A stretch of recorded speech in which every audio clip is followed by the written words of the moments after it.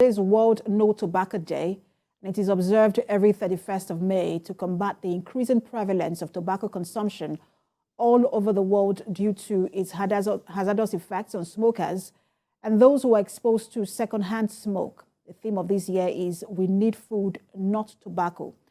It's estimated that there are more than 1.3 billion tobacco users worldwide, which represents 22.3% of the total global population. According to a recent report of the WHO, tobacco-related ailments kill about 8 million people each year around the world, and 1.2 million out of the figure lose their lives from exposure to secondhand smoke. In Nigeria, the WHO has estimated that over 30,000 Nigerians die yearly as a result of tobacco-related diseases. I have joining me a public health expert, Yusuff Adebayo, to talk more on this. He joins me virtually. Good to have you join us. Hello. Thank you very much, Precious. So let's look at these staggering figures. We understand that around the world, the number of tobacco users are reducing by the day, but it's not the same story in Africa, where we see an increase, rather, in the number of tobacco users. In 2000, it was about 67 million. In 2018, it was 73 million. And we understand that by 2030, that figure is going to drastically increase. Why are we seeing the surge in Africa, and what do we do to remedy this situation? One thing about tobacco is that it still remains a major global public health threat, as you have rightly said. So one key thing that is actually happening in Africa is that people tend to actually emulate Western lifestyle, and they want to actually behave like them. So that means that if you actually want to remedy the use of tobacco in Africa, then we need to be more proactive rather than being reactive to the use of tobacco. And how can we be proactive? What do we do to be proactive? Yeah, being proactive, now we need to think about people who actually smoke, and we need to understand the reason why they actually use this product. And one key thing about people who smoke, smokers generally, is that they actually want to derive the pleasure from nicotine. So what we have to do is to actually ensure that we inculcate human rights into the use of tobacco. And one basic concept that is often used is the concept of tobacco harm reduction, in which we actually give smokers the opportunity to switch to safer nicotine option.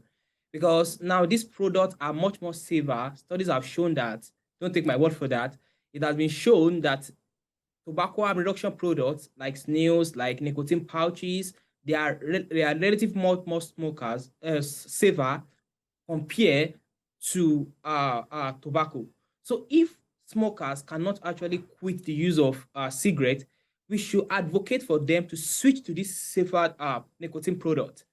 But what is actually expected for everyone is to complete to cease the use of any nicotine product or smoking. But we know that this is not possible in reality. So that's why tobacco harm reduction products actually offer another option for smokers to stop the use of cigarettes and to switch to safer options. But this is basically addressing it from the user point of view, which is also very effective, because if people are not buying it, I mean, that would be, if we have a reduction in number of people using it, that would be very impressive. But let's also talk about the companies themselves, who are now very aggressive in their messaging. How do we address it from the tobacco standpoint of the tobacco companies, and also those who are growing the tobacco plant itself? Yeah, that's a very interesting question, because the concept of tobacco harm reduction is basically to provide an option for smokers. And the thing is that even if tobacco companies are getting involved in the concept of tobacco harm reduction, what we actually need to understand, or what we actually need to go away with, is the concept that, is this product really effective to curb the use of cigarettes? If that is a yes, then we actually need to come together as policymakers, as healthcare professionals, as researchers, to develop the best approach that African countries, including Nigeria, that we can actually use to be able to benefit from this safer option. If we want to crack down on, let's say, no one should use safer nicotine products, they were trying to say people should continue to smoke. And that means more money for tobacco companies.